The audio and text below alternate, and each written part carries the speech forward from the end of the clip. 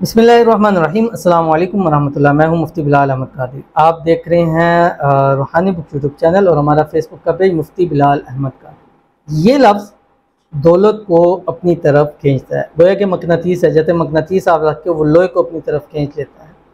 बेहिसाब रिज़्क़ दौलत अगर आप चाहते हैं, अगर आपकी ये ख्वाहिश है, अगर आपकी हाजत है, अगर आपकी सोच है, तो आज ही ये लफ्ज़ पढ़ना शुरू कर दें। अगर नहीं है तो फिर आप वीडियो को स्किप भी कर सकते हैं, ठीक है, कोई वो नहीं है। अगर आप चाहते हैं कि अल्लाह ताला आपको करोड़पति करे, आपके रिज़्क़ में, घर में, माल में, औलाद में, कारोबार में बरकतें दे, तो फिर आपने ये वीडियो देखनी है और मुकम्मल देखनी है और एक एक स्टेप इसका देखना है। इंशाअल्लाह अज़ीज़ इस अमल के बाद हो नहीं सकता कि आपके घर में रिज़्क़ की तंगी हो या आपके घर का किचन कभी रिज़्क़ से खाली हो जाए। बहुत ही आसान अमल है और एक लफ्ज़ है और इंशाल्लाह पूरी तफसील के साथ आपके सामने शेयर करूंगा। आपसे छोटी सी गुजारिश करूंगा कि वीडियो को लाइक कीजिएगा, चैनल पे नए हैं, चैनल को सब्सक्राइब नहीं किया हुआ तो जरूर कीजिएगा, साथ लगे बेल आइकन के बटन को दबाइएगा ताकि आने वाली तमाम लेटेस्ट वीडियोस आपको बर वक्त मिल सकें। अगर आप हमें फेसबुक पर देख रहे हैं तो हमारे इस फेसबुक पे मुफ्ती बिलाल अहमद कादरी, इसको फॉलो ज़रूर कीजिएगा। इजाज़त के लिए कमेंट के अंदर अल्लाह ज़रूर लिखिएगा।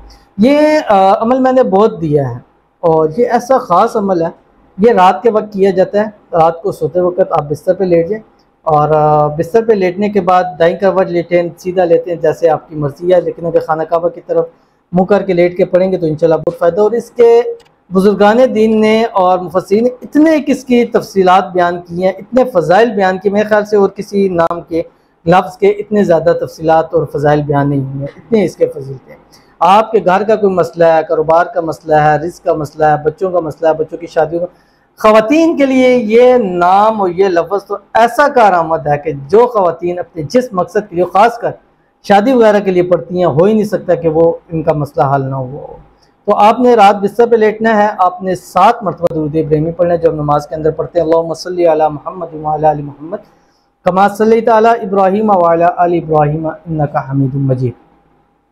अल्लाहुम्मा बारिक अला मुहम्मद व अला आलि मुहम्मद कमा बारकता अला इब्राहीम व अला आलि इब्राहीम इन्नका हमीदुम मजीद।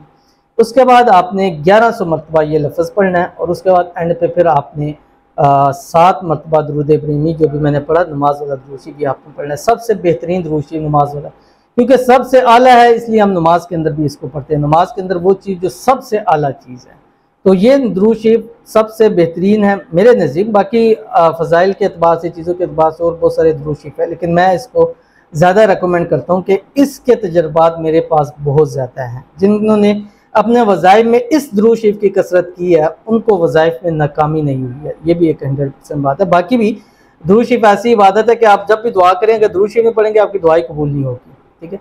तो आपने अव्वल आखिर साथ में दुरूद शरीफ पढ़ना और ये अमल आपने 11 दिन लगातार करना है, ठीक है।